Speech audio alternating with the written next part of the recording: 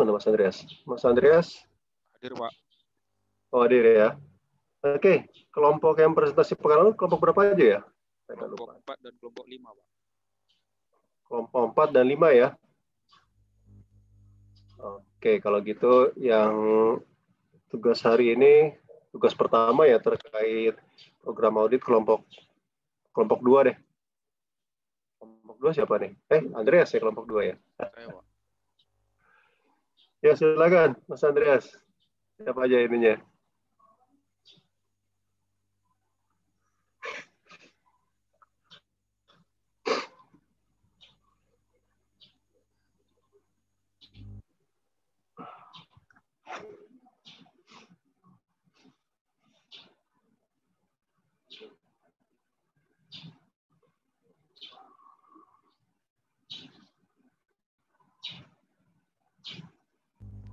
Bentar ya, Pak. Lagi buka filenya, Pak.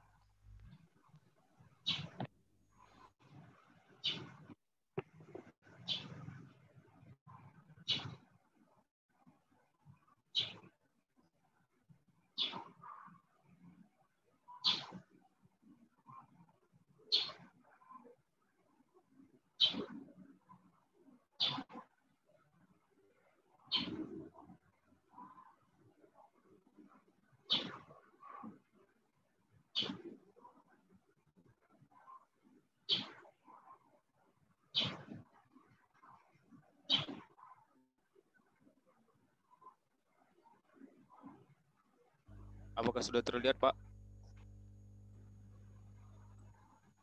Masih proses belum kayaknya? Masih proses kali? Udah. Sudah.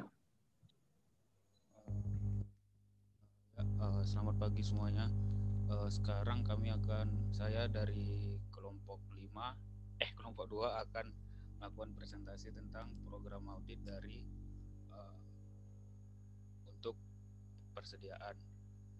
Yang pertama itu prosedur auditnya itu ada occurrence dan existence. Apa itu occurrence dan existence? Artinya keterjadian, existence itu apakah ada atau tidaknya. Yang pertama itu kita harus melakukan uji fisik dan observasi terkait persediaan secara sampling. Ini tujuannya untuk menguji asersi yaitu existence. Itu kemudian bukti auditnya yang kita dapat adalah inspeksi. Kemudian kita melakukan pemeriksaan dokumen vendor, laporan penerimaan dan laporan pembelian. Uji asersinya yaitu occurrence. Kemudian bukti audit yang bisa kita dapatkan yaitu adalah vouching. Kemudian kita melakukan uji vouching inventory schedule ke bukti fisik. Ini untuk existence. Bukti audit yang akan kita dapat adalah vouching. Kemudian menanyakan kepada manajemen apakah ada persediaan di luar gudang. Mas Andreas, suaranya agak kecil ya? Oh, tes apakah terdengar, ya, Pak? Jelas, ya jelas. Baik, yang nomor 4 menanyakan kepada manajemen apakah ada persediaan di luar gudang. Nah, untuk menguji asersi yaitu existence, kemudian bukti auditnya itu inquiry atau kita menanyakan langsung kepada manajemen. Kemudian yang kedua ada completeness. Yang pertama ialah periksa apakah semua dokumen persediaan telah tercatat secara lengkap. Kemudian bukti audit yang akan kita dapat yaitu inspeksi, vouching, dan kita lakukan dengan cara inspeksi, pemeriksaan fisik, dan juga dapat melalui vouching. Kemudian periksa apakah laporan penemuan barang setelah tanggal neraca ke catatan kas keluar tercatat pada periode yang benar. Kemudian bukti audit yang akan kita dapatkan adalah inspeksi dan vouching. Kemudian tracing dari laporan penerimaan sampai jurnal transaksi. Bukti audit yang akan kita dapatkan melalui inspeksi dan vouching. Kemudian periksa apakah nama vendor telah dicatat secara benar dan lengkap. Kemudian yang akan kita dapatkan juga sama yaitu inspeksi dan vouching. Tujuan auditnya juga kita apakah persediaan dicatat dengan lengkap.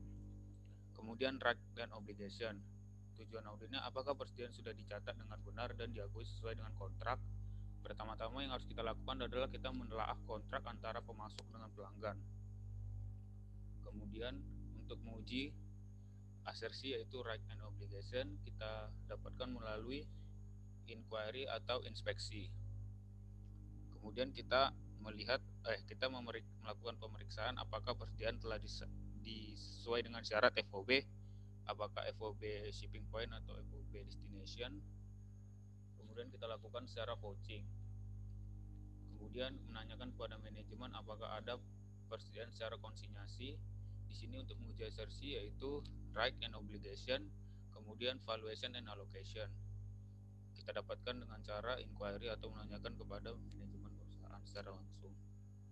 Kemudian tanya kepada manajemen apakah ada barang atau persediaan yang diretur oleh perusahaan, uji asersinya sama, dan juga bukti audit yang akan kita dapat juga sama. Kemudian kita harus memperhatikan apakah ada cut off antara penerimaan dan pengiriman barang. Tujuannya ialah right and sama tadi uji asersinya kita melalui dokumentasi. Kemudian tanya kepada manajemen apakah ada inventory yang dijadikan jaminan utang dalam persediaan perusahaan. Ini untuk right and obligation, hak dan kewajiban kita dapatkan melalui inquiry. Kemudian valuation and allocation.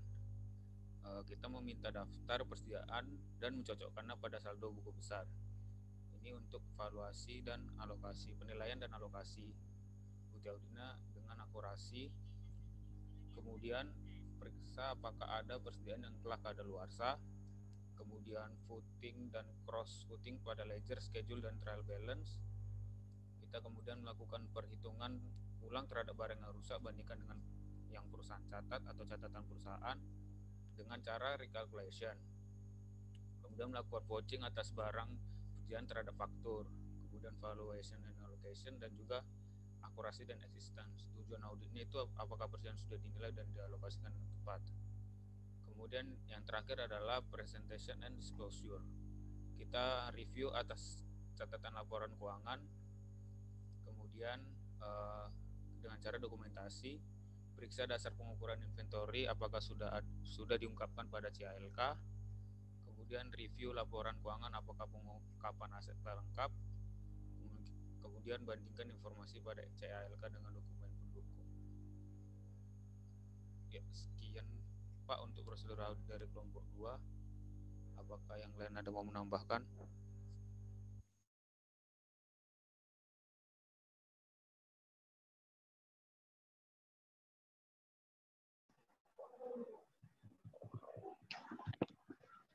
Sudah, Mas Andreas.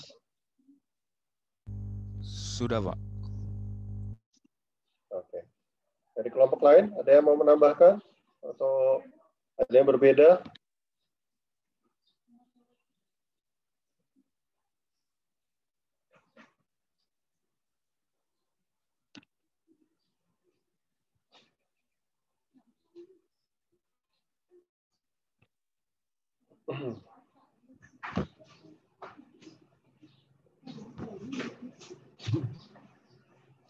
Silakan.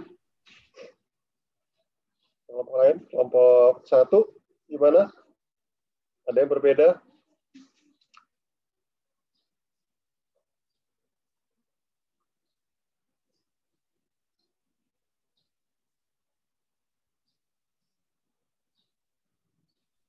Dari kelompok 1 udah sama, Pak.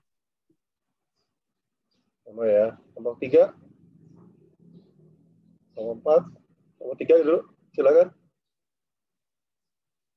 Dari kelompok 3 juga overall sama sih, Pak. Kelompok 4?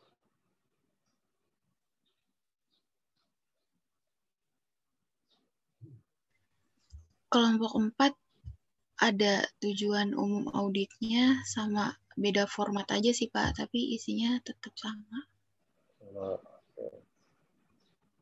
Bisa ditayangin kelompok 4?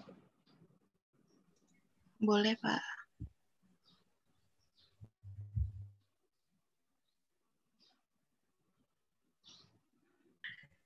Izin share screen ya, Pak. Silakan.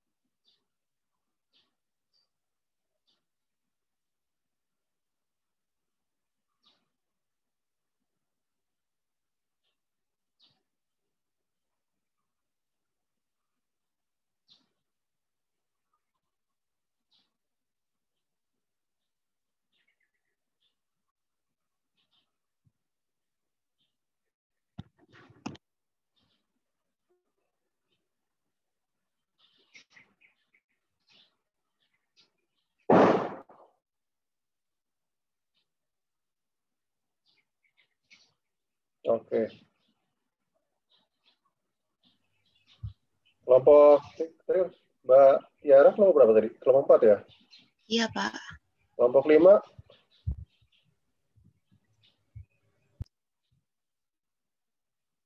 Kelompok 5 juga udah sama. Sama ya, Mas Veron ya. Kelompok 6?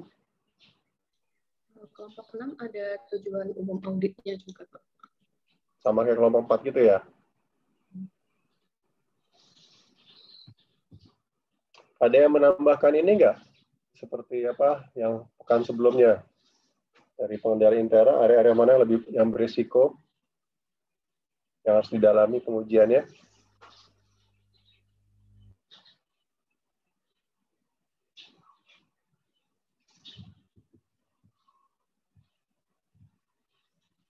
Yang inherent risk gitu ya, Pak?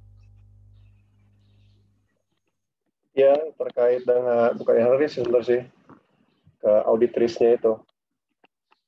Area sebenarnya bukan area yang berisiko lah, ya. Kan di hasil pengujian pengendali intern itu ada beberapa hal ya. Misalnya tugas pembelian sama dengan pencatatan ya kalau salah ya. Kelompok Seperti apa? 1 ada, Pak. Ada ya? Iya. Coba tayangin Mbak Najmi, silakan. Sebentar, Pak, disiapkan dulu kan.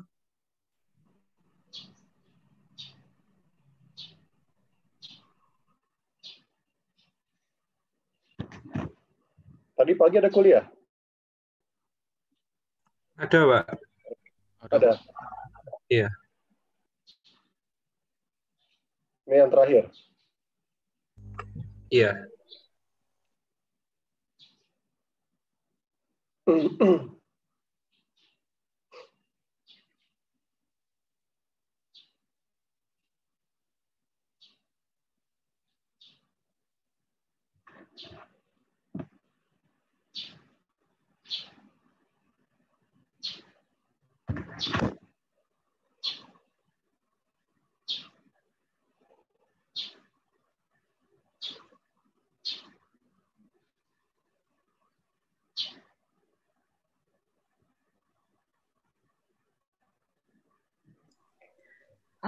Apa suara saya sudah terdengar?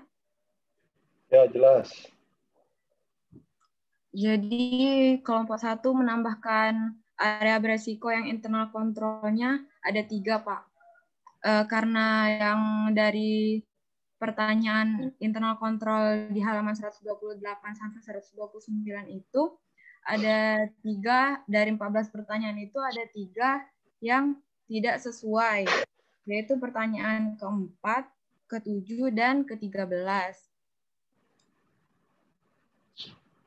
Nah, yang pertama itu kelemahannya karena personil ini menghitung persediaan adalah personil yang juga menjaga persediaan. Jadi ada potensial error-nya, adanya kehilangan persediaan dalam proses penghitungan yang tidak terlihat. Maka substantive test yang dilakukan itu mencocokkan catatan masuk dan keluar persediaan dengan hasil uji fisik untuk memastikan persediaan yang hilang dicatat. Lalu yang kedua itu bagian pembelian yang sama departemennya dengan bagian penerimaan. Jadi ada potensial error jika ada perbedaan antara jumlah yang dibeli dengan jumlah yang diterima, maka tidak tercatat dalam jumlah yang seharusnya. Maka substantif tes yang dilakukan itu dengan mencocokkan jumlah persediaan dengan dokumen permintaan pembelian, PO, laporan penerimaan barang, dan laporan persediaan yang terjual. Lalu yang ketiga itu kami temukan pencatatan perpetual yang dilakukan oleh personil yang menjaga persediaan. Potensial error-nya, jika terjadi kesalahan pencatatan atau jumlah persediaan yang seharusnya, maka kesalahan tersebut bisa saja tidak dilaporkan. Substantif tesnya yaitu menghitung ulang berdasarkan sistem pencatatan perpetual dan mengujinya ke uji fisik persediaan klien. Sekian, Pak. Oke, terima kasih kelompok 1. Ya, ini sebenarnya ini bisa jadi ini aja ya, jadi panduan juga untuk kita lebih fokus terkait pengujiannya ya. Tak perlu semua diuji. Oke, Ada lagi dari kelompok lain?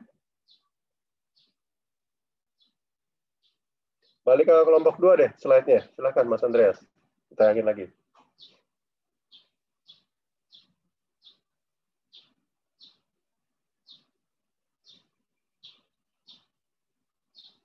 Apakah sudah terlihat, Pak? Ya, udah.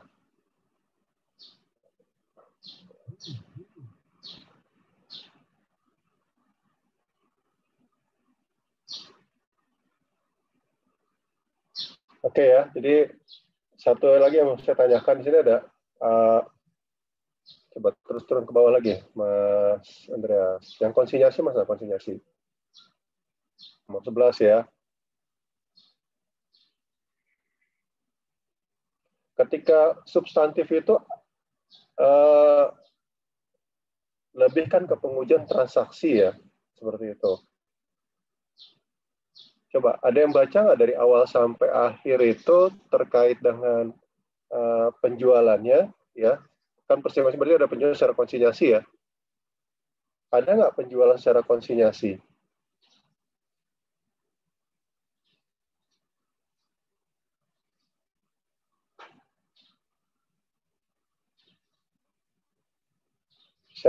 Jadi teman-teman tolong dibaca bukunya ya, jadi pelan-pelan pointers apa, misalnya terkait penjualannya gimana sih mekanisme penjualan, kan di awal juga diceritain ya, ketika pertemuan pertama itu kita cerita mengenai siapa sih Apple Blossom itu, bagaimana kegiatan usahanya, terus ada juga terkait dengan sistem akuntansinya, kegiatan, terus kemarin kita udah bahas terkait penjualannya ya.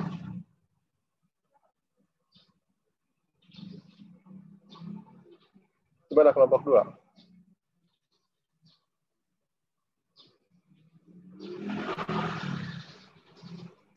Sepertinya tidak ada yang konsinyasi, Pak, karena kalau di keterangannya Apple Blossom ini cara menjualnya itu dengan retail dan repackaging inventory yang dibeli dari 2 supplier, Pak.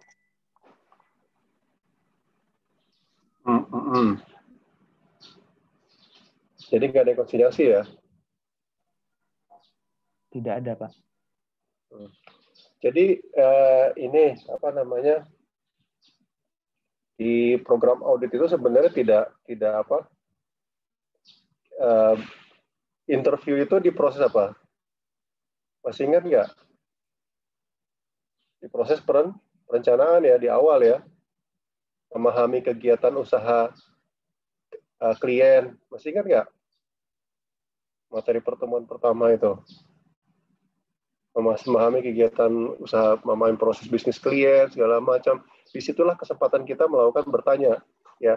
Setelah itu kan memahami pengendalian intern, ya, baru kemudian substantif test. Ya, jadi kalau misalnya bertanya kepada manajemen, itu lebih nanti sebelum kita melakukan pengujian substantif. Masih di awal sekali, masih ketika kita memahami kegiatan usaha dari perusahaan. Ini termasuk poin-poin yang harus ditanyakan ketika itu. Kegiatan usahanya apa sih?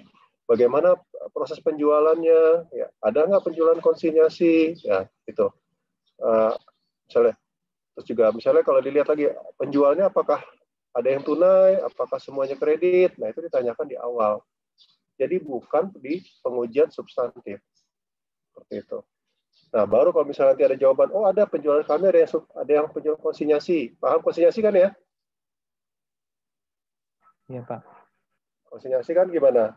Mas Kun, gimana tuh?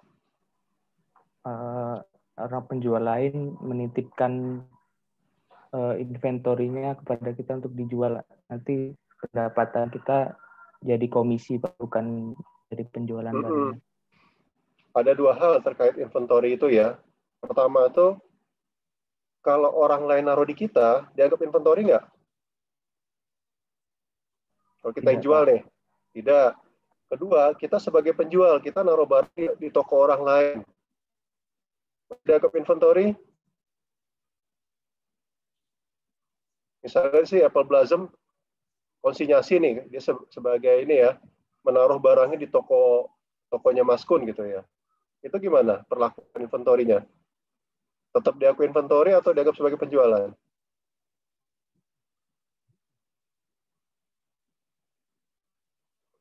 Ini AKM nih ya. Akuntansi keuangan menengah nih, terkait konsinyasi. Diakui ya, Pak. Hah? Misalnya gini, ternyata kita tahu, walaupun kalau dibaca dari awal sampai yang sekarang, bab ini ya, itu penjualan hanya melalui kredit sales ya, kebanyakan ini. Di state-nya di situ sales ya, tidak ada penjualan secara konsinyasi, tidak pernah atau kalau teman-teman bisa menemukan ya, kalau saya baca sih dari awal tidak ada itu. Kalau kita kan kita gini nih, kita sebagai pertama ya, konsinyasi itu itu ada pada retail ya. Jadi kalau teman-teman lihat misalnya Carrefour atau apa adalah Hypermart, Giant, terus Transmart sekarang ya, punyanya Trans yang gantinya Carrefour itu, mereka tuh punya barangnya nggak sih?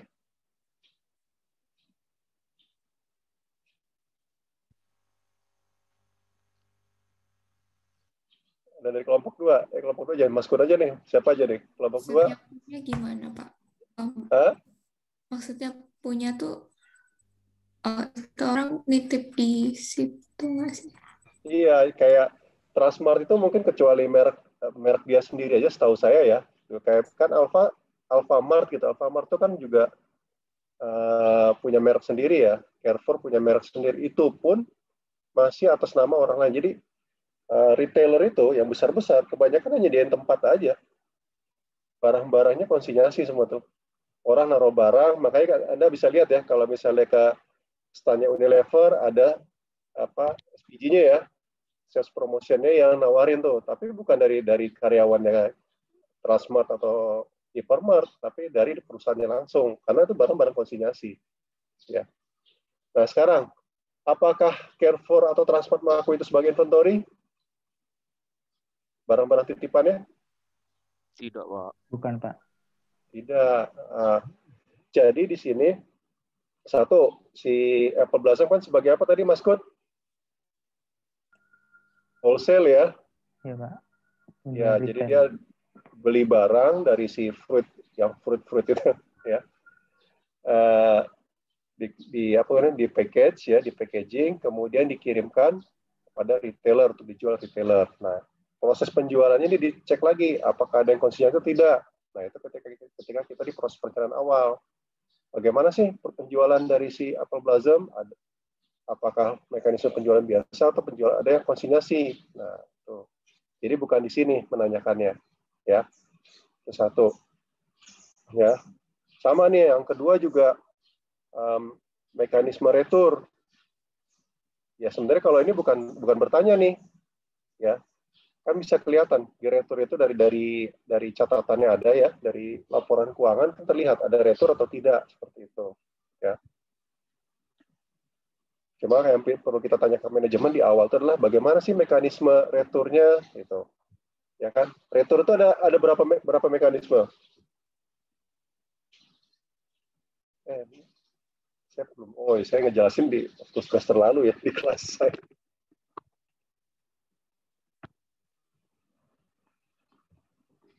Retur barang. Ini AKM lagi. Akuntansi keuangan menengah. Masalah sales ya.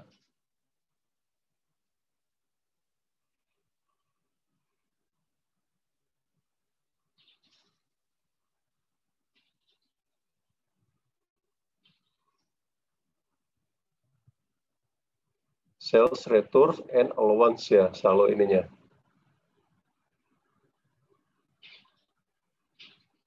Treatmentnya kalau di perusahaan besar pasti dia pakai akun tersendiri, ya kan? Tapi kalau perusahaan kecil biasanya dia pakai akun sendiri nggak? Langsung di netto aja kan? Langsung mengurangi penjualannya. Itu. Nanti nambah ke inventory-nya. Itu treatment-treatmentnya. Oke, itu yang terkait ini ya. Satu lagi saya mau nanya ini, ya. Di persediaan itu isu paling utama itu apa? ke kelompok 2. Atau teman-teman yang lain silakan kalau mau ini. Isu utama di persediaan. Adanya inventory yang Belum gitu. sudah keluar tapi tidak dicatat ataupun inventory yang dibeli tapi belum dicatat gitu, Pak. Itu masuknya di mana tuh? Maksudnya gini, isu utama inventory itu di apanya? Di tujuan audit apa deh? Biar lebih mudah lagi deh. Dari beberapa tujuan, dari beberapa arsipsi itu.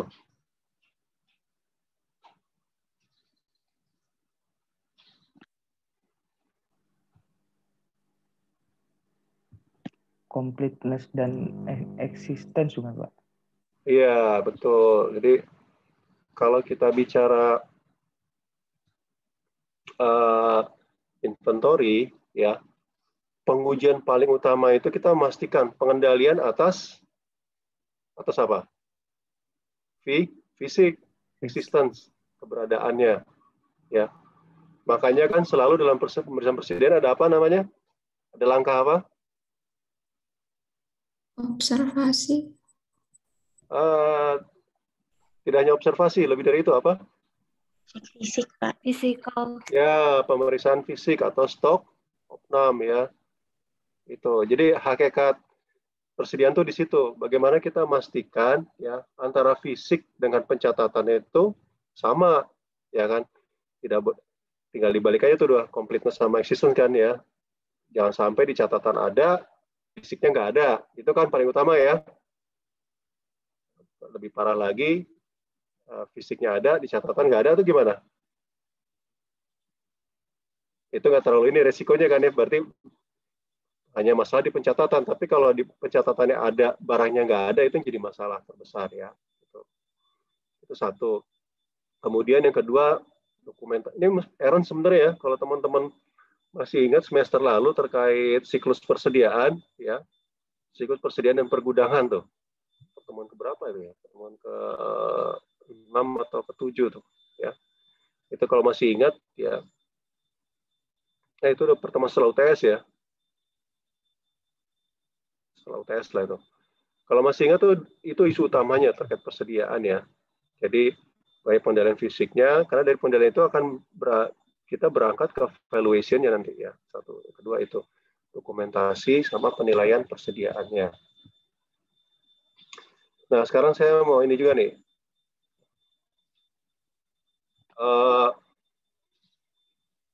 Persediaan itu kan ada bahan baku, ada barang dalam proses, ada barang jadi ya.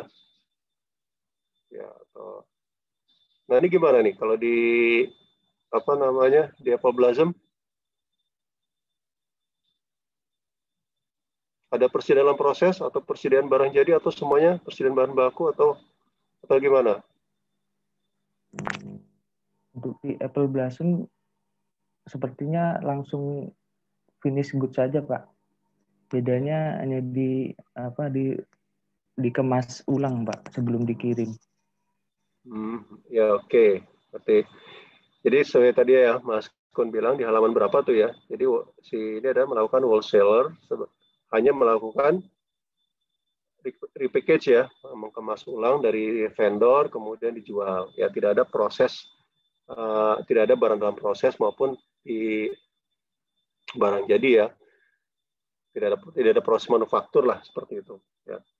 Nah, ini jadi concern biasanya kalau kita melakukan audit di manufaktur. Manufaktur itu ketika kita bicara persediaan dalam proses maupun yang baru jadi itu isunya apa? Ada yang masih ingat nggak?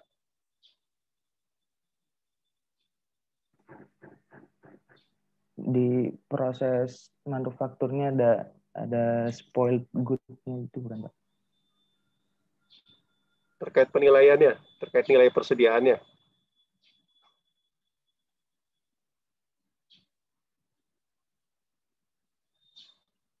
Ada dari teman-teman yang lain?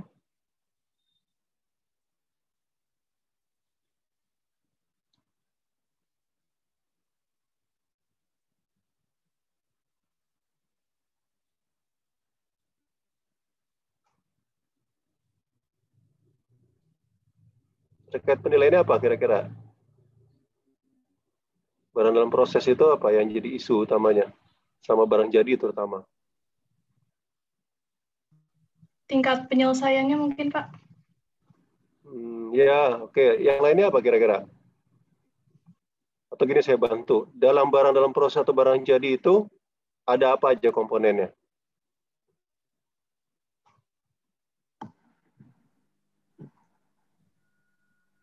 Direct labor, direct material. Ya, apa tadi, Mbak? Siapa nih? Kalau di cost accounting kan ingat tuh ya. Direct material Itu. FOH. Ya, FOH ya, factory overhead. Ya. Artinya apa? Kalau kita bicara persediaan di dalam proses persediaan sudah jadi untuk manufaktur, itu ada isu apa di situ? Kalau terkait komponen-komponen itu?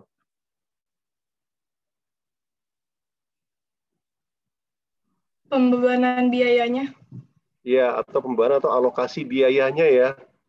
Ya, itu jadi perhatian. Karena nilai persediaan itu bukan hanya nilai bahan baku lagi. Nilai bahan baku yang dipergunakan, ditambah apa lagi? Direct labor, ya. Tambah direct cost sama indirect cost ya, atau factory overhead ya, seperti itu. Jadi, nanti kita bicara pengujian itu adalah pengujian terkait dengan alokasi biayanya, ya. Alokasi dalam karena kalau di sini masih gampang kan, kalau di Apple Blossom itu kita hanya bicara terkait dengan inventory tambah di packaging aja kan, dikemas ulang aja. Tidak ada penambahan nilai yang signifikan ya dari inventory-nya. Tapi kalau di manufaktur itu bisa jadi sangat signifikan ya, dari bahan baku. Misalnya kalau pabrik minyak wangi yang beneran ya, bukan yang Apple Blossom kan hanya wholesale ya. Kalau pabrik minyak wangi beneran mungkin dari bahan baku sampai dengan minyak wangi sudah dikemas jadi kemasan ya, seperti itu. Ada bahan utama, bahan pembantu, ya ada labor, direct labor, kemudian ada factory overhead, semua itu. Nah itu alokasinya ya. Sambil contoh alokasi terkait dengan factory overhead, ya kan? Misalnya biaya listrik, misalnya ternyata bangunan pabrik juga dipergunakan sebagai kantor, ya kan? Itu harus diapakan? Biaya listriknya.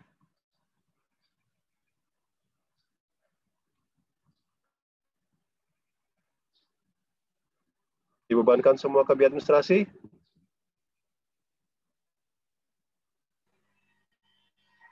Dibebankan sesuai aktivitas, Pak. Iya, sesuai aktivitas ya, sesuai dengan tergantung lah. Ada yang mau pakai luas bangunannya atau mau pakai banyak hal lah, bisa terkait dengan dari biasanya kalau banyak dipakai sih dari luas bangunan ya, berapa meter persegi dipakai untuk factory, pabrik, berapa persen yang dipakai untuk kantor seperti itu, untuk administrasi ya, seperti itu contohnya. Itu isu-isu utama terkait persediaan ya, tapi mungkin kalau yang di Apple Blossom ini kita masih bicara sangat basic banget, simple sekali sebenarnya sih ya. Cuma tadi ketika buat audit program ya ini kita udah sebenarnya kan nggak perlu lagi nih tadi ya, setelah nanti kelompok 2 ya diperbaiki lagi ke depan. Jangan, ini kan sebenarnya berlatih ya, saya juga paham ini berlatih. Kalau nanti pas ujian jangan bertanya, enggak, bertanya ini pas perencanaan di awal nih, kita memahami proses bisnis kita bertanya seperti itu. Tapi kalau udah di sini kita udah lebih fokus. Ya, tadi dibantu dari tadi kelompok berapa ya? Presentasi ada model internnya tuh. Kelompok 1 ya. Yang ada kelemahan-kelemahan pengendaliannya. Iya, Pak, kelompok 1. Kelompok 1 ya. Oh ya, Mbak Najmi ya, kelompok 1. Ya, jadi tadi itu sebenarnya itu pembantu banget ya kalau kita buat audit program substantif itu dipandu dengan analisis dari kelemahan di pengendalian intern ya. Karena kan substantif ini kan satu, dia menguji resiko-resiko yang ada dari kelemahan pengendalian intern dari pendekatan transaksi, pengujian transaksi seperti itu ya. Jadi jangan bertanya lagi, misalnya terkait retur kita udah nanya nih, kebijakan retur seperti apa sih? Nah, sekarang kita lihat misalnya ada 2 hal sih, misalnya kalau di laporan keuangan ada retur, nah itu kita pastikan retur itu sudah sesuai dengan prosedur pertama begitu. Jadi kalau lihat retur itu tidak hanya lihat nilainya, prosedurnya sudah sesuai atau belum. Ya. Kemudian dengan kebijakan perusahaan ya, Kan kadang-kadang gini, teman-teman sering belanja online kan ya? Ada yang pernah retur belum? Atau ya udahlah kalau barangnya ada cacat dikit nggak apa-apa lah gitu ya kan? Pernah, Pak. Pernah. Kan ada kebijakannya kan ya? Iya. Ya, ini kalau mau retur begini bla bla bla, syaratnya ini segala macam, difoto apa segala macam, kemudian juga konfirmasi dulu ya. Barang itu jangan begitu retur langsung kita kirim kembali aja, tapi harus ada ngisi form dulu segala macam ya. Itu namanya kebijakan retur ya. Jadi sebenarnya ketika kita mengaudit, kita memastikan kebijakan itu jalan atau enggak ya. Kenapa kita harus pastikan kebijakan itu jalan? Ada yang mau jelasin nggak? Masih ingat nggak waktu dijelasin retur waktu di AKSK? Resiko utamanya apa tuh retur tuh?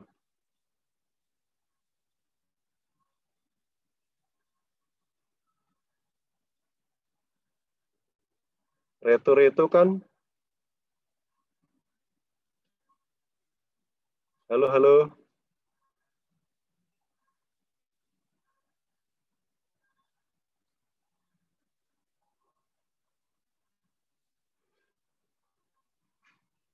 Kalau perusahaan misalnya menjual barang, ya barangnya dikembalikan, resikonya apa kira-kira? Kalau kebijakan tidak diikuti.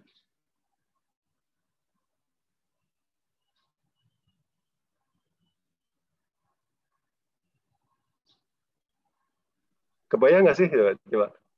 Boleh misalnya izin Mas menjawab, Kun jual barang nih, ya dari 10, ya, terus satu dikembalikan, ya. Kenapa kita harus pastikan ini? Resikonya apa?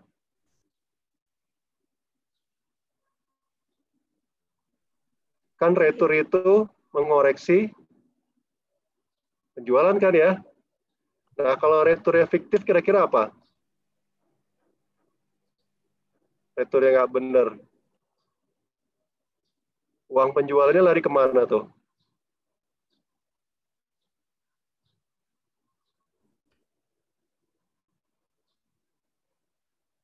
Kebayang? Misalnya gini, ini saya ingat Mas Kun sama Mas Andreas di kelompok 2 nih. Misalnya Mas Andreas jual ke Mas Kun ya. Gitu. Sebetulnya Mas Kun nggak pernah retur sebenarnya. Tapi tahu-tahu dibuatin retur karena Andreas ini bagian penjualan. Dibuatin retur, ya kan. Terus di kolom retur itu kan ada rekeningnya ya. Dimasukin rekeningnya Andreas, bisa nggak? Bisa mungkin, Pak. Bisa, kan pernah pengalaman retur kan ya.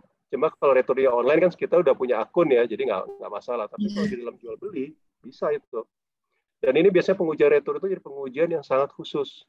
Ya, karena bisa kita mastiin gini, mastiin pertama terkait prosedur returnya sudah dipenuhi atau tidak. Kedua, kita akan melihat ya kalau misalnya dikembalikan tunai uangnya, kita akan mengecek rekening si customer yang dipergunakan untuk membayar kepada kita dengan rekening ketika kita mengembalikan returnya, mengembalikan tunai ya, kita kembalikan misalnya.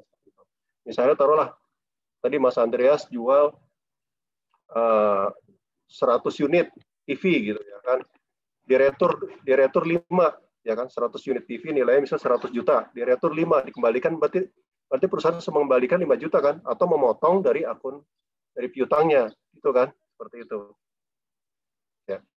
Tapi biasanya kalau nanti kita lihat lagi nih, kalau saya ini pengalaman saya, biasanya retur yang bermasalah itu returnya setelah dilunasi. Artinya apa? Bisa dimainin kan? Tidak motong piutang lagi. Kalau masih belum dibayarkan, tinggal motong piutang aja kan? Piutang tadi 100 juta dipotong jadi 95 juta. Ya, uangnya nggak bisa dimainin tuh, karena cuma tadi si customer cuma bayar 95 juta. Lebih ribet maininnya, karena nanti si customer pasti bayar 100 juta karena nggak tahu bahwa itu ada retur, ya uangnya lebih sulit. Tapi yang permainan paling banyak di perusahaan-perusahaan itu, dan ini sering kita di akuntan publik sering nemukan lah ya, kami juga sering nemukan, itu biasanya sudah selesai pembayaran atau ada retur, ya mau nggak mau si perusahaan kan harus memberikan rekeningnya kan, supaya uang itu bisa dikembalikan, ya barangnya dikembalikan. Nah ini, ya Padahal barang nggak pernah dikembalikan, tapi perusahaan mengembalikan uang ke rekening yang berbeda dengan rekening si customer ketika membayar kepada perusahaan. Paham ya? Agak belibet ya, agak ribet, agak rumit ya. Nah, itu contoh-contoh permainan-permainan banyak nanti kalau makanya kalau di waktu di Aarons tuh retur tuh jadi satu atensi tersendiri, satu perhatian tersendiri ya terkait pengujiannya. Jadi di sini sebenarnya jangan cuma nanya nih sebenarnya ya, Mas Kun, Mas Andreas, apa kira-kira bahasa yang paling pasnya?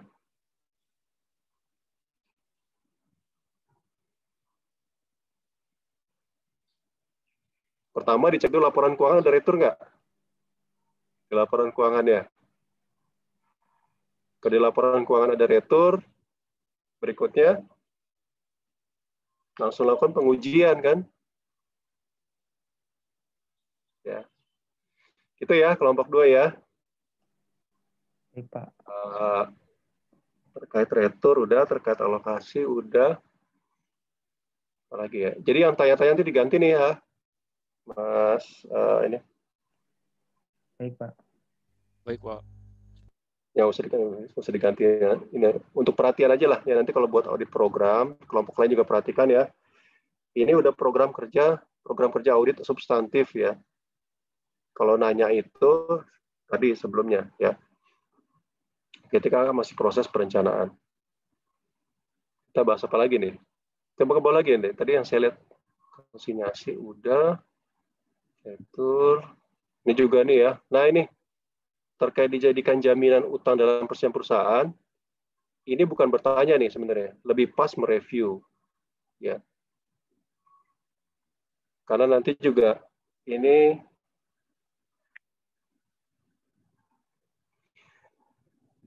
karena kalau udah pengujian itu bukan bertanya. Kalau bertanya itu kan dijawab, misalnya gini, kita bertanya, ada yang jadi jaminan nggak sih Pak? Oh nggak ada, ya udah selesai kan? Itu kan bukan namanya bukan pengujian itu. Paham ya? Jadi kalau dalam pengujian itu, interview itu proses setelah kita memastikan. Misalnya gini, ada retur, retur itu tidak sesuai dengan kebijakan perusahaan. Nah, kita bisa tuh menanyakan kepada manajemen interview.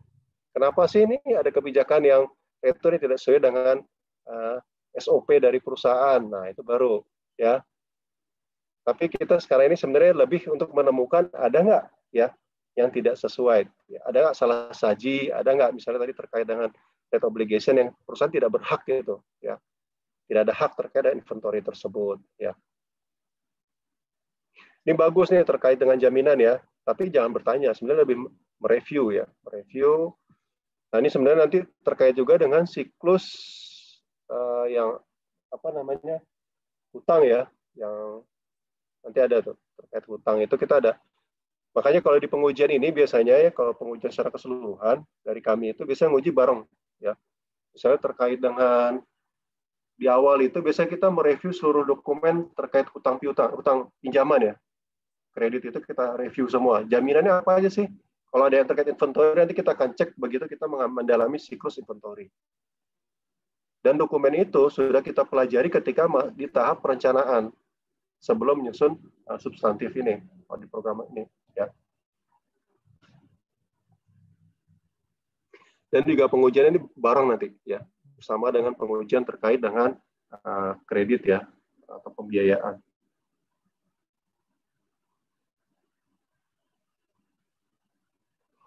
Oh iya, satu lagi nih yang ini ya. Audit program ini kan perintah ya. Selalu sampaikan lakukan secara uji petik gitu. Jadi penentuan sampelnya ini kan bisa jadi agak berbeda ya nanti ya, masing-masing ya. Misalnya sampel di inventory sama sampel di kalau returnya banyak, kita sampel juga pada akhirnya kan.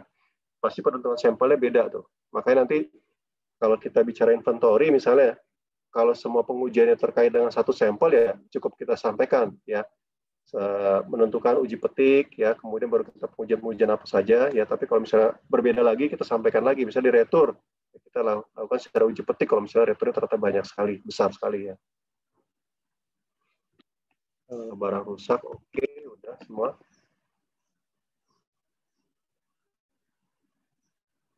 Terus ke bawah lagi deh, Mas siapa nih? Andreas ya. Presentation, disclosure, ya ini biasa ya, terkait penyajian persediaan, ya. Nah, ini biasanya kalau di tadi ya, kalau di manufaktur itu pasti ada dipisahkan kan ya, persediaan bahan baku, persediaan apa lagi tadi, barang dalam proses atau WIP ya, work in process, sama persediaan barang jadi. Itu penyajiannya harus jelas tuh ya. Tapi kalau ini kan simpel sekali ya sebenarnya. Kalau Apple Blossom ini dia hanya persediaannya nggak terlalu rumit lah ya.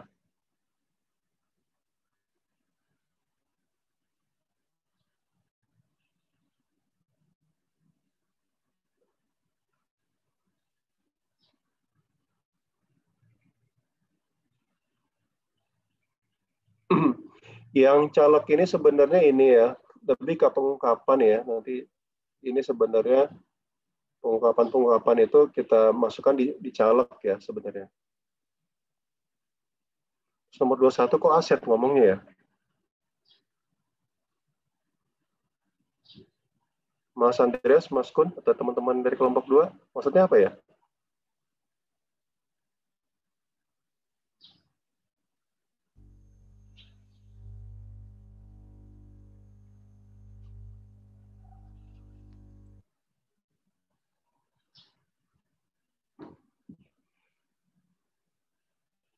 Sepertinya typo, Pak. Saya, Pak. Maksud saya gitu. Inventory dalam aset, tapi saya typo. Sebenarnya gini, terkait pengungkapan CLK cukup satu langkah ya.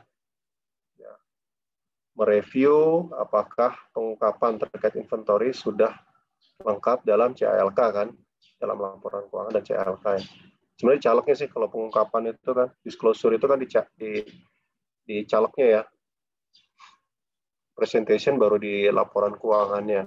Ya. Presentasi malah belum ya. Kalau langsung catatan, review atas catatan laporan keuangan.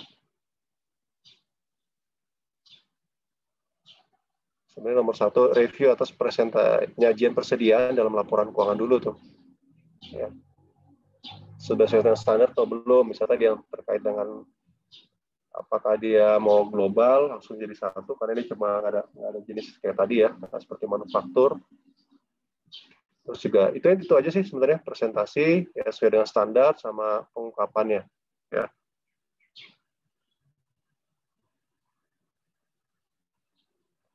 Bisa juga ditambah kan, misalnya kalau di pengungkapan perlu nambah saldo awal, saldo akhir ya, seperti itu contohnya.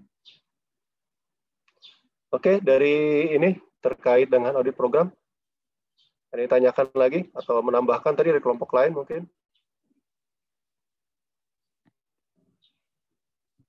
Silakan. Oh iya, saya lupa satu lagi ya.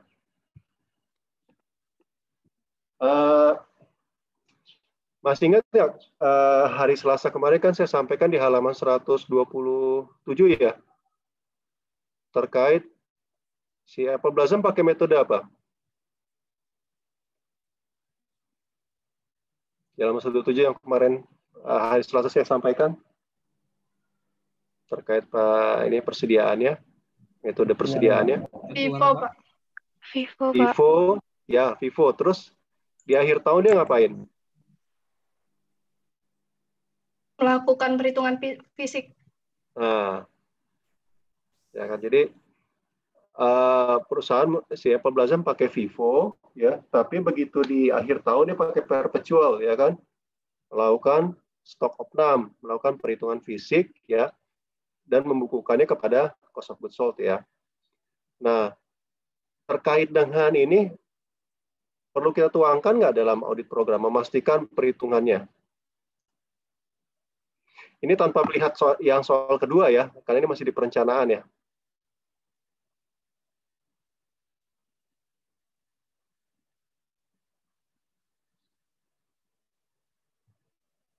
Masih ingat ya waktu di Ernst? Kan teman-teman baca Ernst ya, baca slide-nya lah minimal. Di slide ingat nggak? Terkait dengan stok opname itu kan ada perhatian khusus ya.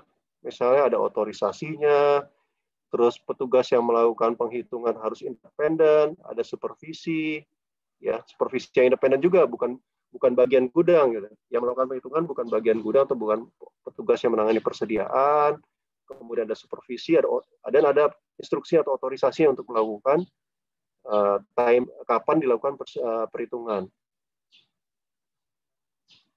Perlu nggak tuh dimasukkan dalam audit program?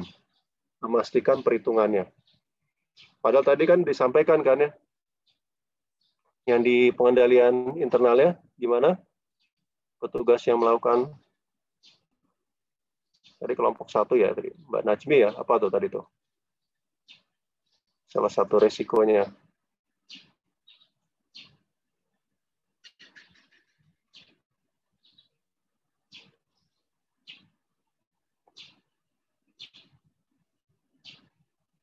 Gimana kelompok 2?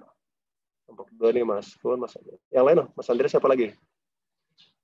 Jangan Mas Kus, Mas Andreas terus yang jawab nih. Temennya siapa Mungkin lagi perlu, Mas? Pak. Mungkin perlu Pak ditambahkan di audit programnya. Ya, jadi kan kita tahu nih informasi di awal ya, informasi dari awal itu perusahaan memiliki kebijakan terkait metode persediaan, bla bla bla bla gitu ya.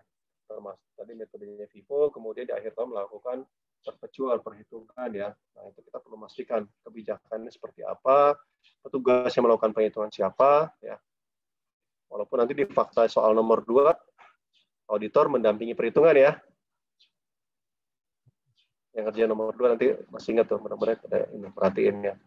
Tapi nggak apa-apa ya, tapi kita tetap jadi perhatian ya. Kalau misalnya ternyata dihitungnya pas periode penugasan, ya berarti kita bisa mendampingi. Oke. Apalagi tadi itu. Saya kira itu aja. Ada lagi yang mau ditanyakan, ditambahkan? Kelompok 2, cukup. Mas Andreas, Mas Kun.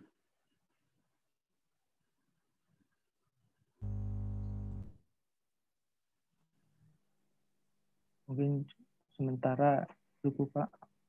Oke, ada kelompok lain?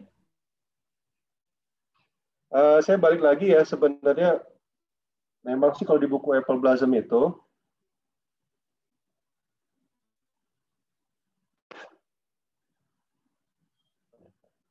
di buku Apple Blossom kan tidak diminta format tertentu ya. Ya cuma dari ini aja, tinggal ngisi aja gitu. Tapi saya harapkan teman-teman menggunakan format yang baik lah ya, yang sesuai dengan standar gitu ya. Program kerja yang sering dipergunakan gitu ya. Jadi ada terus juga tujuan ya, tadi tujuan umumnya apa, tujuan spesifiknya apa ya, langkah-langkahnya. Terus dipastikan lagi kita ini sudah pengujian substantif ya. Jadi masih ingat prosedur-prosedur kita pakai tuh, ada rekalkulasi ya, ada observasi mungkin nggak terlalu ini lagi, lebih ke tadi misalnya perhitungan, observasi boleh lah ya, inspeksi ya, seperti itu ya.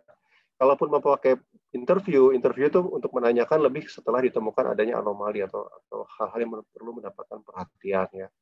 Kan banyak kan ya, pemeriksaan fisik, inspeksi ya, rekalkulasi ya, review ya, terus menelusuri ya, tracing atau menelusuri ya, seperti itu yang kata-kata yang langsung dipergunakan. Jadi dia bersifat instruksi langsung ya, untuk melakukan langkah-langkah tertentu. Terus ya tadi ya, kalau bisa seperti kelompok 1 ditambahkan. Jadi kita ada analisa awal terkait dengan fokus areanya di mana sih? Ya, fokus area itu bisa kita perhatikan dari fakta-fakta yang ada, ya, plus dari pengendaliannya, ya kan? Kayak contoh tadi, fakta yang ada itu petugas yang mengendalikan persediaan ya, atau menghitung persediaan itu orang yang terlibat dalam persediaan misalnya seperti itu. Ada fakta mereka melakukan perpetual, menghitung persediaan. Berarti kan ini risiko tinggi terkait penghitungan persediaan di akhir tahunnya. Nah ini perlu kita jadi perhatian juga sebenarnya seperti itu. Oke, itu terkait tugas pertama ya. Kalau tidak ada yang ditambahkan lagi, kita beralih ke tugas kedua terkait inventory. Ini lebih ke terkait hitung-hitungan ya. Ini lebih ke ketelitian aja sih ya, angka-angkanya semuanya ya. Apa yang disajikan di dalam kertas kerja segala macam itu diperhatikan lagi ya, fakta-faktanya ya. Untuk tugas kedua ini kelompok apa ya? Yang sudah minggu lalu kelompok berapa aja, Mas Andreas? 4 dan 5, Pak. 4 dan 5 ya. Berarti sekarang kelompok 1 aja deh. Kelompok 1 siapa nih? Kelompoknya Amira, Pak. Silakan. Bentar Pak, dipersiapkan dulu Pak kayaknya.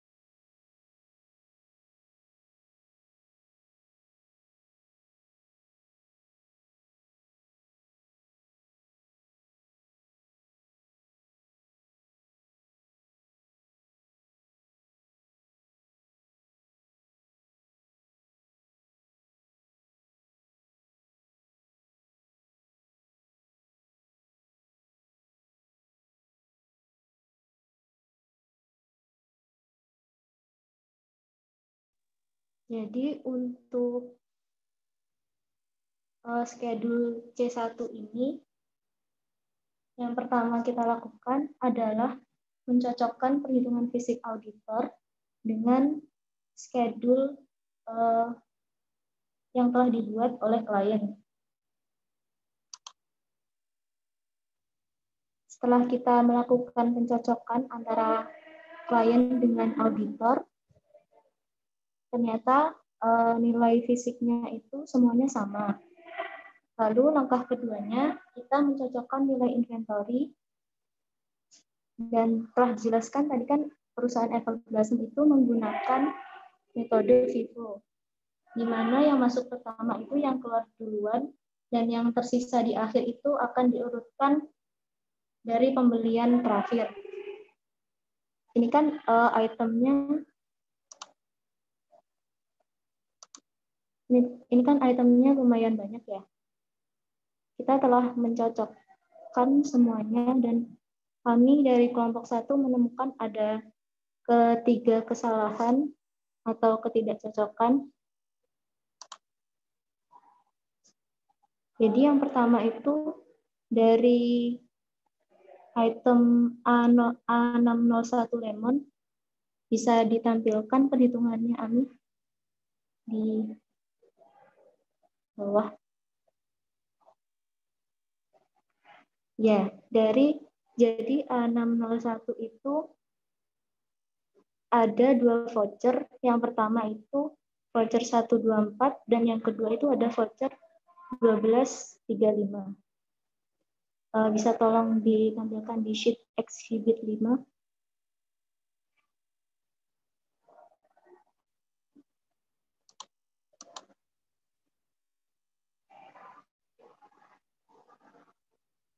Di sheet exhibit 5, Amit.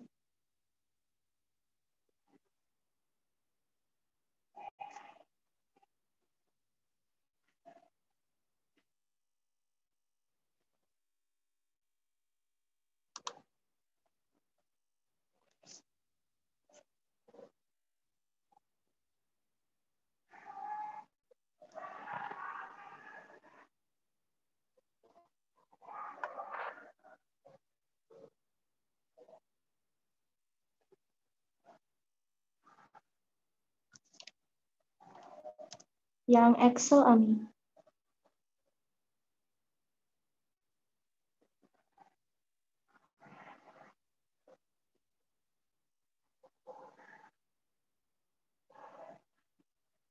Udah kelihatan? Tolong ke sheet exhibit 5. Ya, dari A601 lemon oil itu warna biru ya. Dia voucher nomor 124. Kuantitinya 600 case dan cost per case-nya itu 120,8. Di samping itu, dia juga memiliki freight on shipment, di mana harganya $4 per case. Balik lagi ke, scroll ke bawah.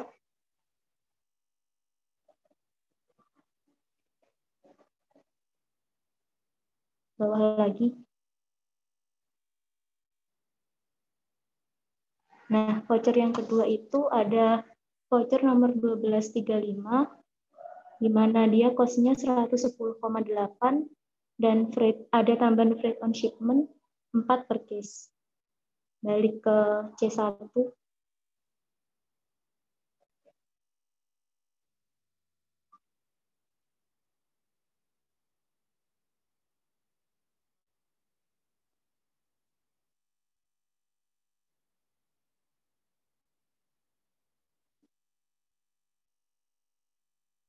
Nah, kita bahas dulu yang dari voucher 124.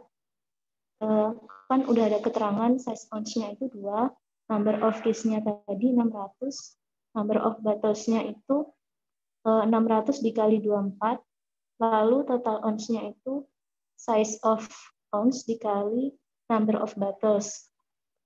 Lalu amount of inventory-nya bisa diklik ke nilai 74880. Nah, kan perhitungan inventory di Apple Blossom ini dia menggunakan net cost. Jadi harga cost inventory awalnya tadi 120,8 ditambah dengan rate on shipment tadi 4. Lalu dikali dengan D49 itu number of case. Hasilnya 74.880. Begitu juga dengan yang di voucher 1235. Bisa diklikkan yang 11.400.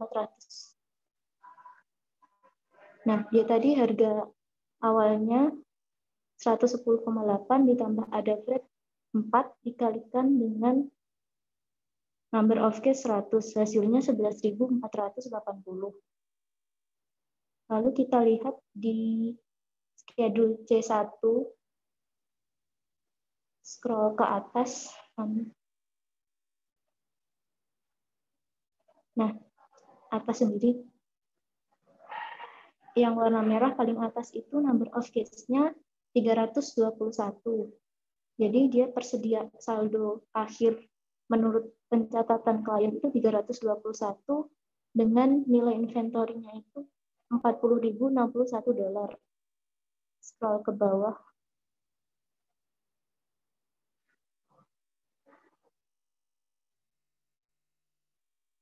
Jadi kan tadi kita menggunakan FIFO ya. Kita tadi menggunakan FIFO, jadi yang 100 itu kan pembelian terakhir. Kita dapatkan totalnya 11.480. Lalu karena ada sisa 221, ini dari pembelian dengan voucher 124 dengan total nilai 27.580,8.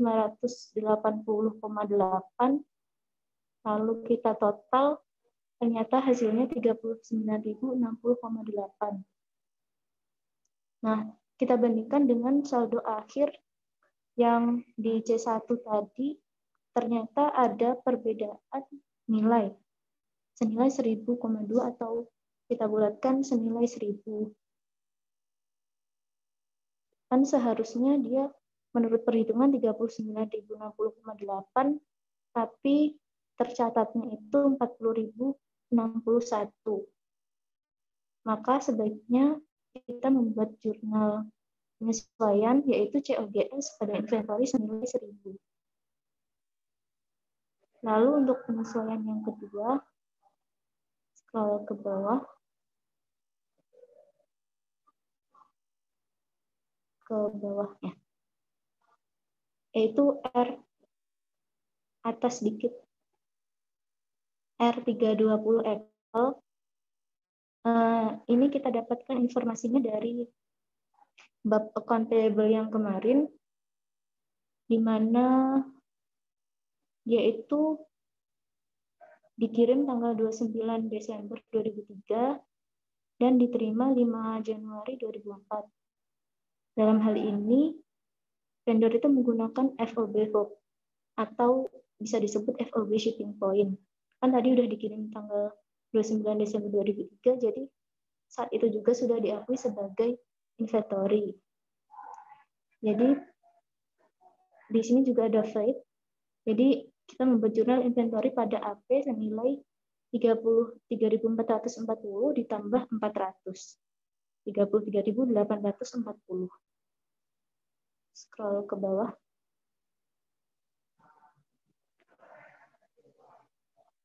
Nah, ini jurnal penyesuaian yang terakhir itu di L612 Moisturizing. Bisa lihat di exhibit 5.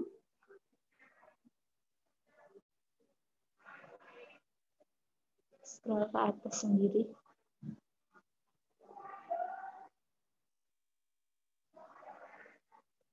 Nah, yang warna orange itu di L612 Moisturizing Lotion, dia voucher nomor 309 dengan quantity case-nya itu 200 dan cost per case-nya 86,4. Balik ke C1, Ami.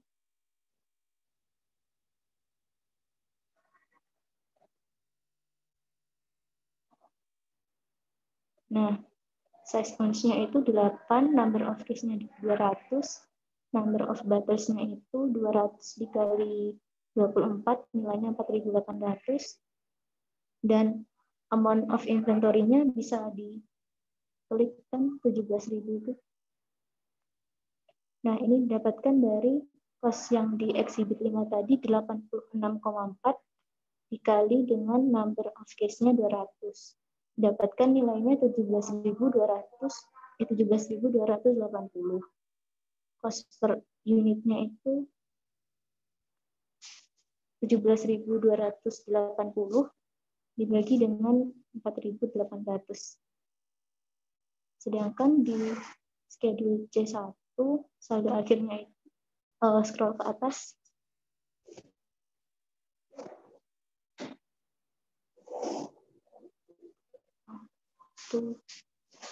Ya, itu number of case-nya 820 dengan total inventory-nya $70.848. Scroll ke bawah.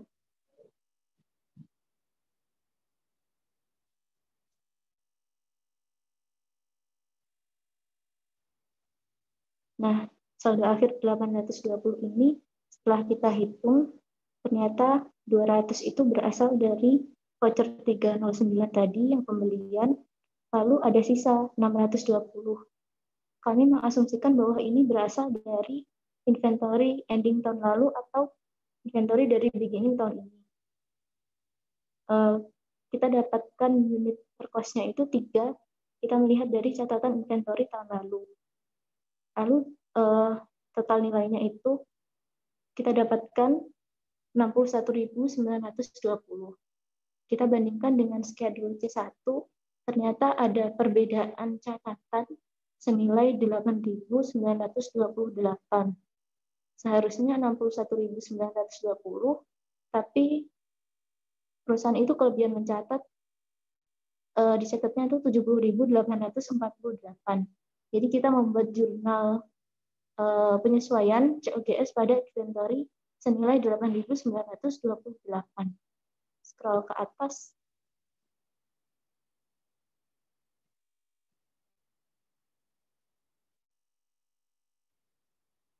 Agak ke bawah dikit. Dikit lagi. Nah, kita membuat jurnal penyesuaian tadi, kita kurangkan 1.000 di lemon, kita kurangkan 8.928 di moisturizing, dan kita tambahkan inventory 33.840 di apple. Dan didapatkan balance per auditnya itu 743.558. Sudah, Pak.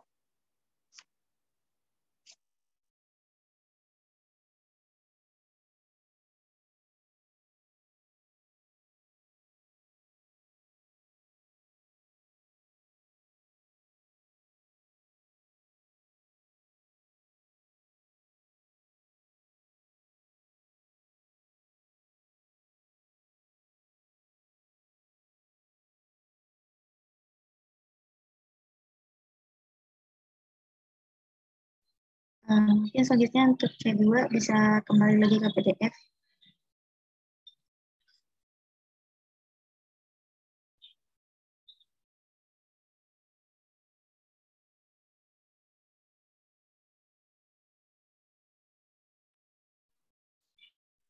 Ya, kalau tadi yang sudah dijelaskan oleh Sabrina itu kan mengecek dan membandingkan nilai dari inventory. Nah, kalau schedule kedua ini lebih ke perhitungan fisik yang dilakukan oleh auditor.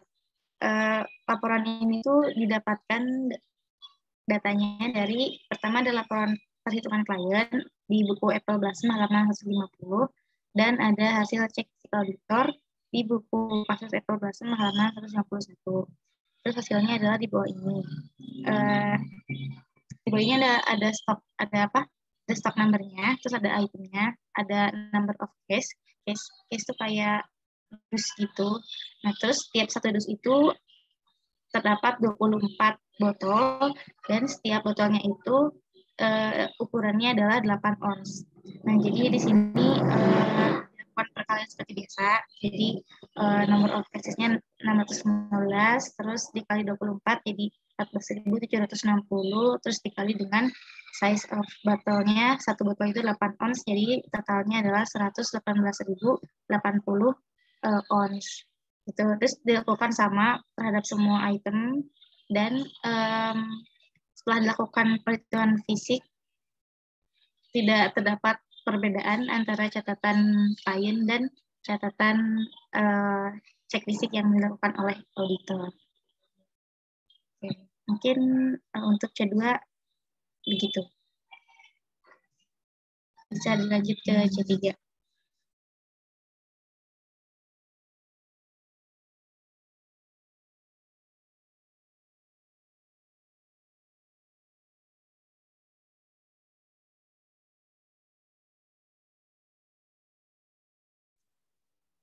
Selanjutnya untuk C3, yaitu Inventory Observation Memorandum. Di sini auditor mengunjungi lokasi klien Apple Blossom Cologne Company pada tanggal 1 Januari untuk melakukan observasi pelaksanaan penghitungan fisik persediaan klien. Instruksi proses inventory perusahaan telah memadai. Beberapa poin penting terkait observasi proses pengelolaan persediaan klien sebagai berikut. Yang pertama, pada tanggal 1 Januari perusahaan ditutup untuk melaksanakan penghitungan fisik, sehingga tidak terdapat permasalahan terkait shipping cut-off. Seluruh persediaan yang sudah jadi sudah dikirimkan sebelum penutupan. Yang kedua, terdapat dua era persediaan, yaitu gudang atau storeroom dan bagian pengiriman atau shipping dock. Beberapa persediaan dipindahkan untuk melancarkan penghitungan fisik. Kedua area terjaga kebersihan dan kerapiannya, serta persediaan terorganisir dengan baik. Klien menerapkan prosedur pengendalian atau control procedures yang baik. Ketiga, personel persediaan cukup kompeten dan cakap dari wawancara singkat. Keempat, pada akhir perhitungan fisik, klien menyediakan seluruh lembar hasil penghitungan fisik kepada auditor. Auditor kemudian menggabungkan informasi hasil penghitungan persediaan ke dalam schedule C2. Selain itu, auditor melakukan test count terhadap beberapa persediaan yang dicatat pada schedule C2 menggunakan tick mark. Seluruh persediaan diterima dan dikirim dalam satuan case yang berisi 24 botol. Pengiriman barang terakhir diterima pada tanggal 30 Desember 2003 atas voucher nomor 1242 dari Fruit Sense berupa 100 case A601 lemon oil senilai $11.080 dengan FOB Hub atau shipping point yang telah tercatat dalam perhitungan fisik persediaan. Ini terlepas dari yang baru diterima tanggal 5 itu, soalnya itu belum termasuk perhitungan fisik. Yang terakhir, tidak ditemukan persediaan yang rusak atau usang.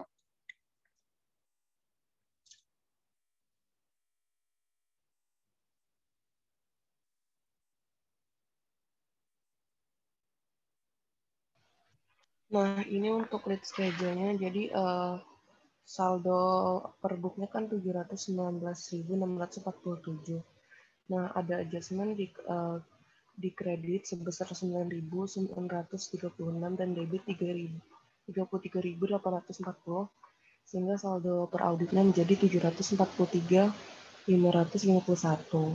Nah, terus untuk di COGS-nya saldo per booknya 1.742.503 dan ada adjustment di debitnya sebesar 9.936 dan 15.480 sehingga saldo per auditnya menjadi 1.767.919.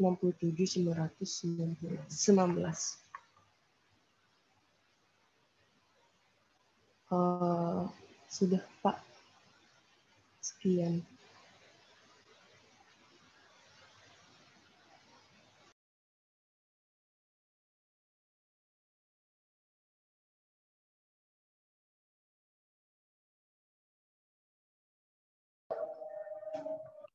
Sudah kelompok 1? Sudah Pak. Oke. Dari kelompok lain ada yang berbeda atau yang menambahkan dari presentasi kelompok 1?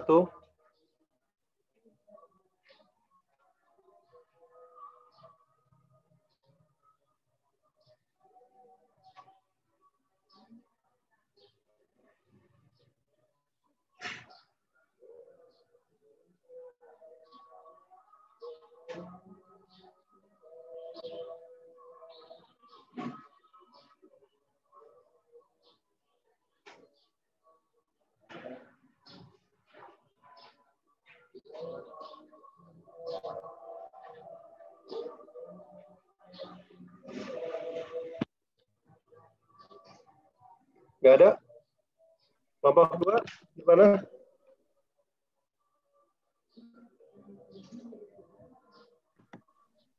Kelompok 3 ada yang beda Pak di C3. Kelompok berapa tadi? Kelompok 3? Iya. Yang bedanya di mana? Silakan. Sampaikan aja. Jadi menurut kami prosedur pengendaliannya masih lemah karena ada pemisahan tugas yang tidak dipisah.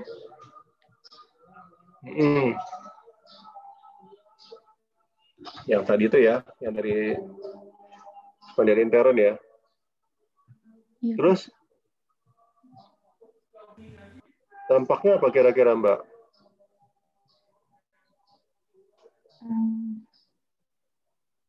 Mungkin berpengaruh ke risiko kliennya ya Pak.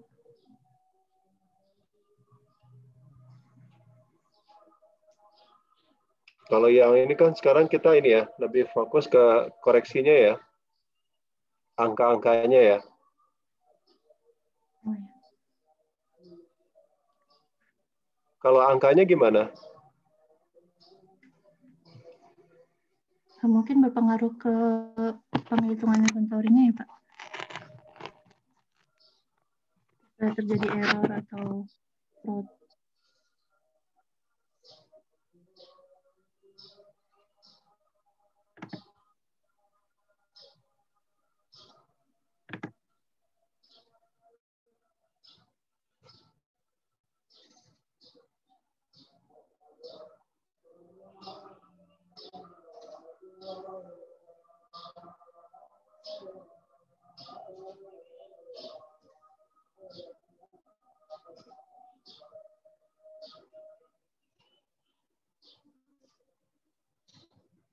Kalau di sini kan ada nomor 4-nya ya. Auditor melakukan test count terhadap berapa persediaan dicatat.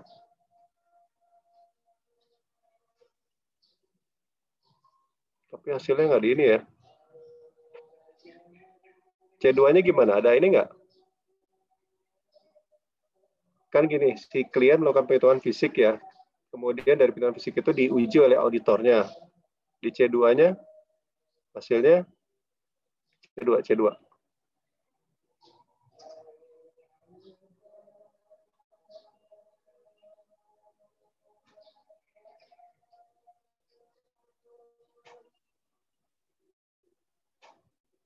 Nggak ada perbedaan ya?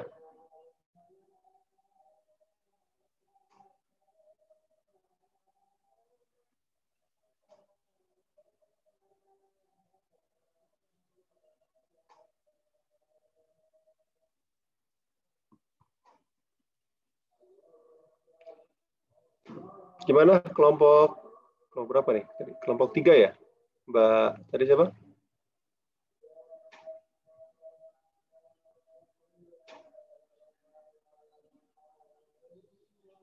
Tadi kelompok 3 ya? Gimana tuh?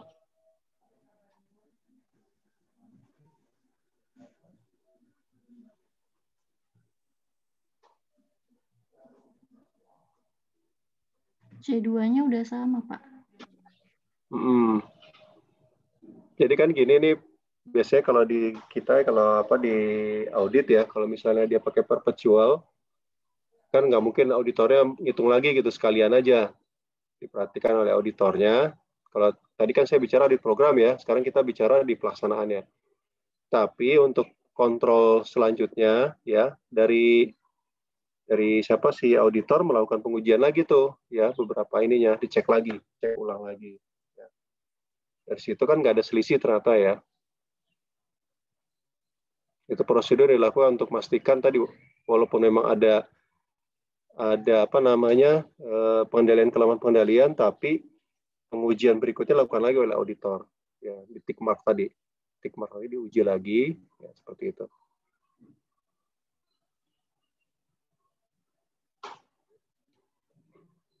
Ini sebenarnya perhitungan persediaan ini kalau di praktek itu menarik sebenarnya. Ya. Misalnya kita meriksa gudang gitu ya. Ini pengalaman saya. Atau meriksa uang.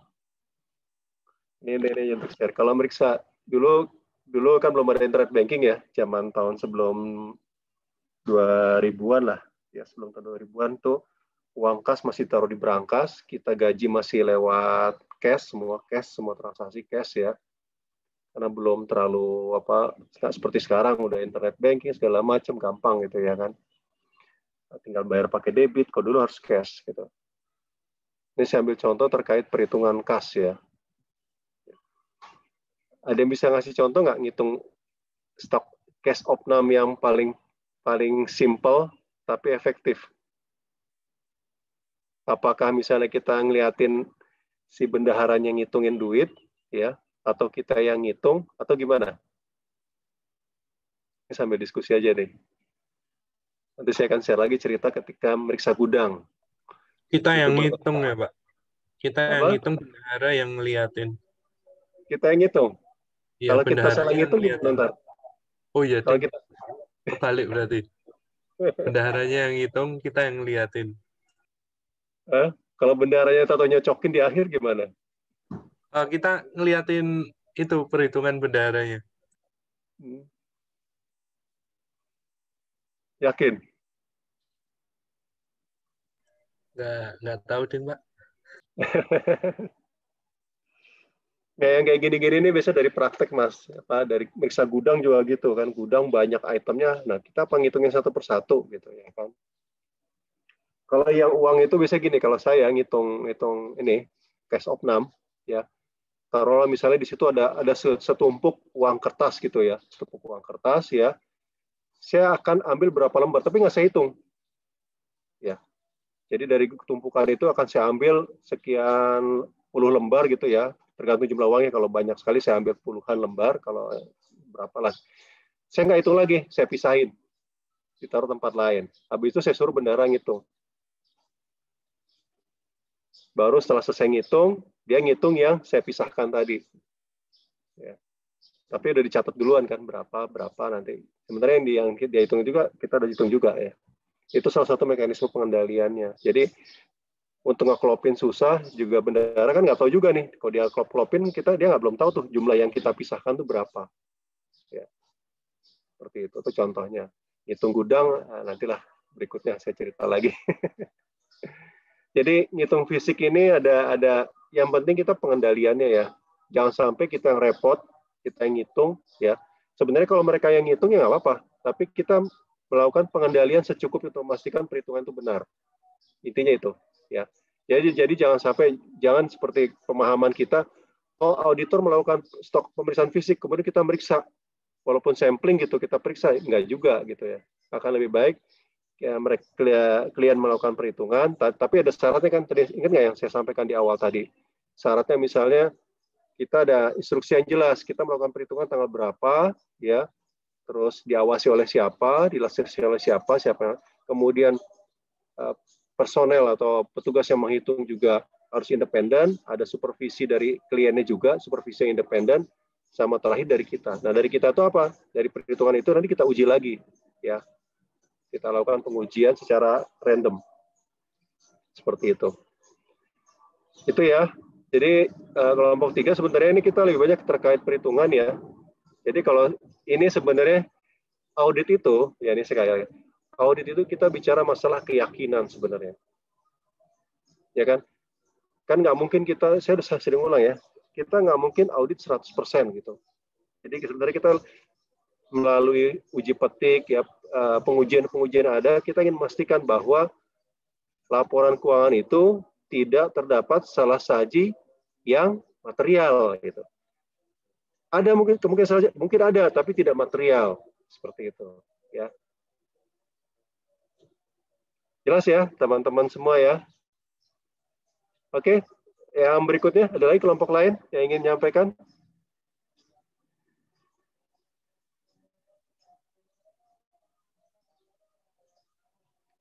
Halo, halo. Ini udah zuhur, kita break sebentar ya. Mas Andreas.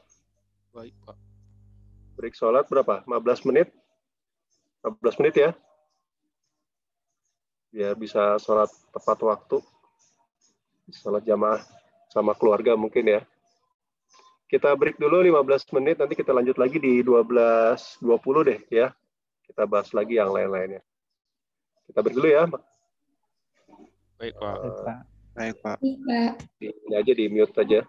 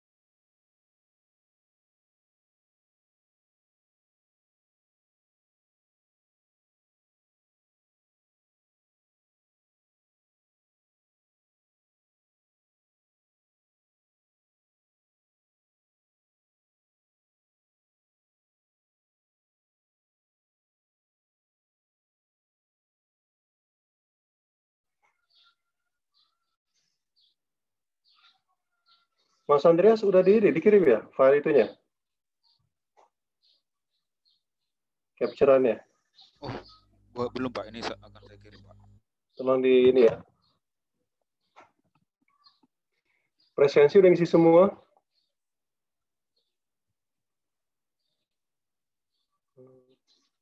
Masih ada satu nih yang belum nih. Mas Kun, belum. Oh iya Pak, dari tadi ini gagal. Ya udah saya ini deh.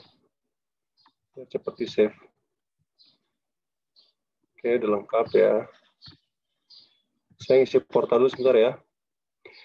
Sambil ngisi mungkin ada ini lagi dari kelompok lain.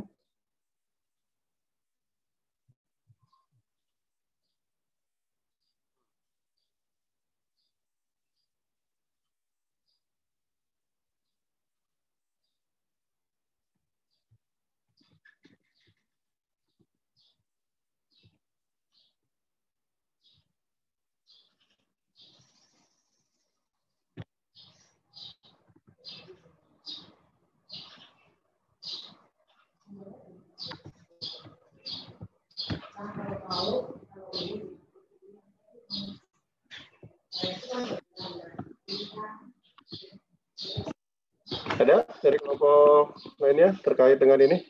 Tugas nomor 2. Kalau angka udah sama semua ya? Kelompok 1, 2, 3, 4, 5, 6? Angkanya sama kelompok ya? 2 sama Pak. Sama ya.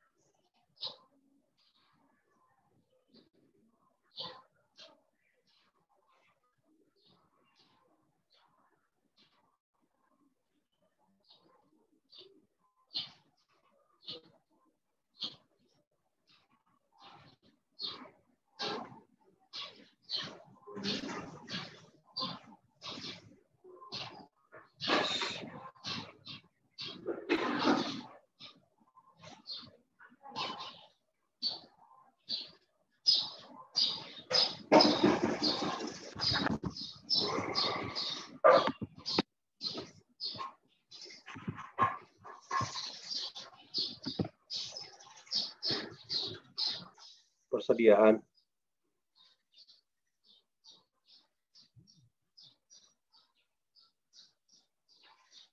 Di ini aja ya, nanti diantisipasi aja kalau misalnya nanti ada soal-soal persediaan itu pasti nggak plain atau datar kayak soal Apple Blossom hari ini mungkin ya. Nanti pasti ada kombinasi misalnya terkait dengan konsinyasi atau mungkin nanti terkait dengan manufaktur ya. Jadi tolong nanti diperhatikan tuh aspek-aspek yang perlu jadi perhatian terkait pengujian persediaannya ya. Kalau ini kan lebih ke ya simple lah, nggak terlalu banyak variasinya ya. Jadi itu yang perlu terus kedua, fokus persediaan itu yang pertama tadi ya, selalu diingat-ingat ya, dia lebih ke terkait existence ya. Jadi pengendalian atas fisik persediaan, memastikan bahwa fisik persediaan itu lebih dari lebih ada ya sesuai dengan pencatatannya, sesuai dengan dokumen yang ada. Ya. Bagaimana kalau persediaannya lebih daripada dibandingin pencatatan ya tadi ya. Sebenarnya kalau lebih itu bisa dua hal ya, pencatatan yang nggak beres, tapi secara umum kan yang dihindari adalah kekurangan dari persediaan ya, persediaan yang tidak ada, ya seperti itu. Atau bahkan persediaan fiktif ya, pencatatannya ada tapi barangnya nggak ada ya, itu yang perlu karena persediaan ini berpengaruh kepada apa, Mas Mbak semua? Angka persediaan. Ayo, ini akuntansi basic ya. Angka persediaan pengaruh kepada apa?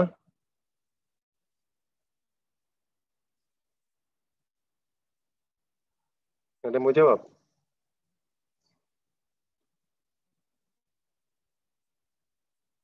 Persediaan kan nggak cuma di neraca itu kan, dia berpengaruh kepada COGS, Pak. COGS, betul, harga pokok penjualan ya, dan pada akhirnya berpengaruh kepada laba ya.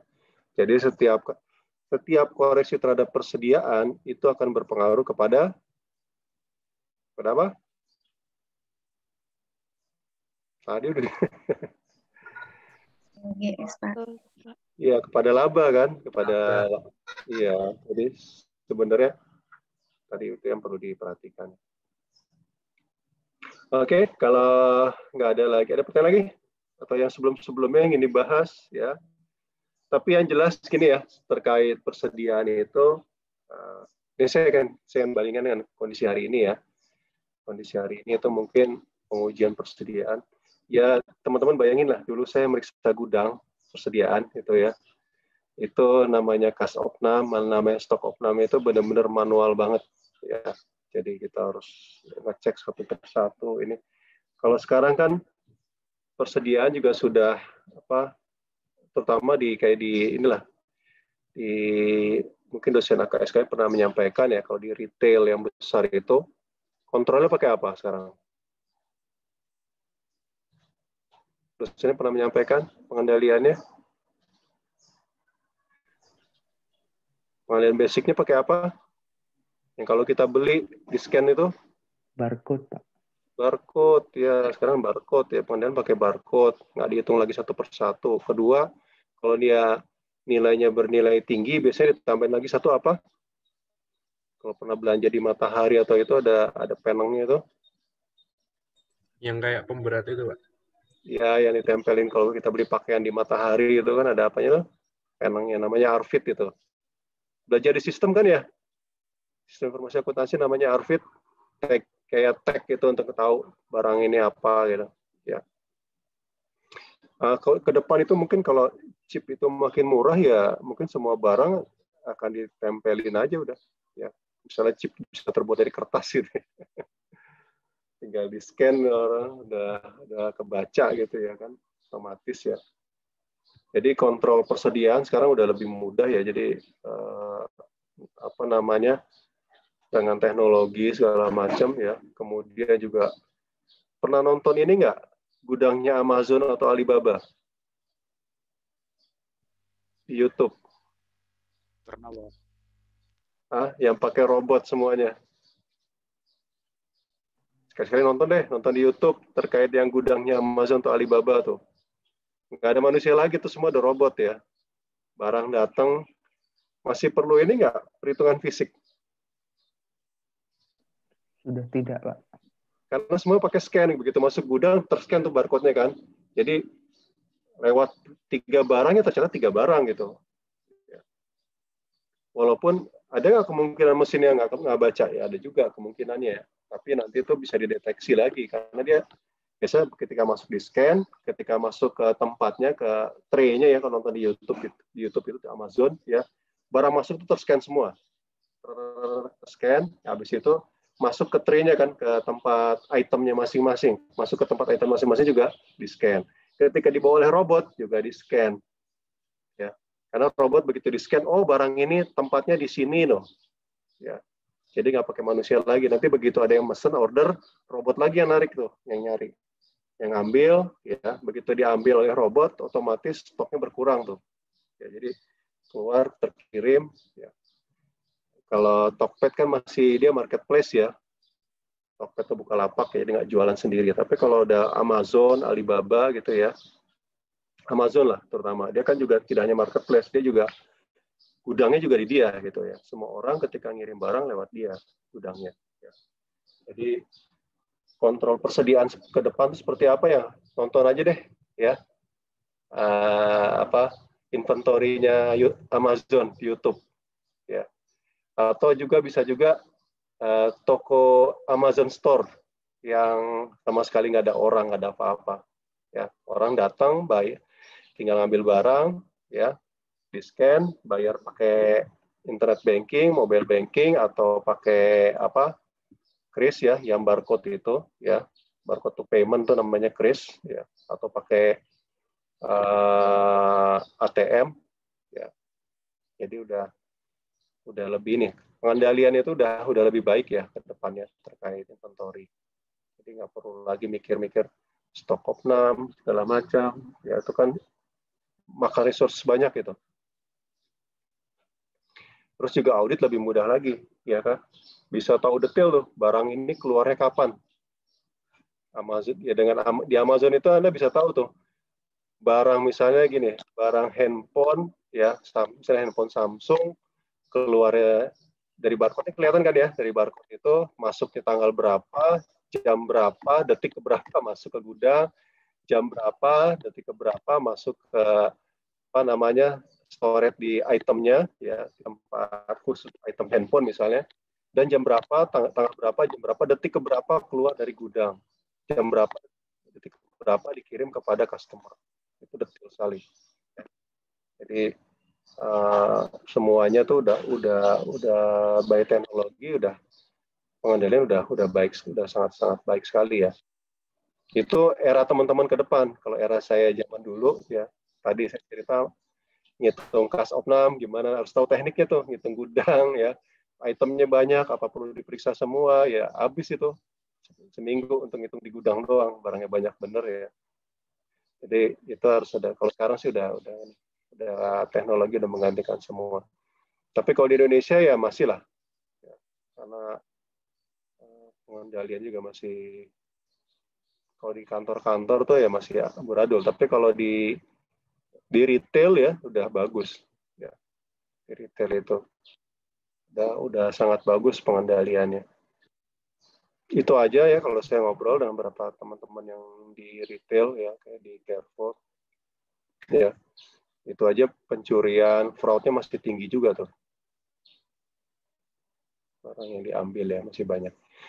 Oke, itu aja dari saya. Jadi yang penting teman-teman paham ya terkait misalnya di programnya, terkait dengan bagaimana nanti menentukan melakukan koreksinya. Satu lagi tadi simpulan dari kelompok berapa? Sudah ini tidak material ya, sudah disampaikan ya. Jadi kalau yang tugas kedua kelompok 1 ya. Tadi disampaikan nggak? Koreksinya tidak material gitu.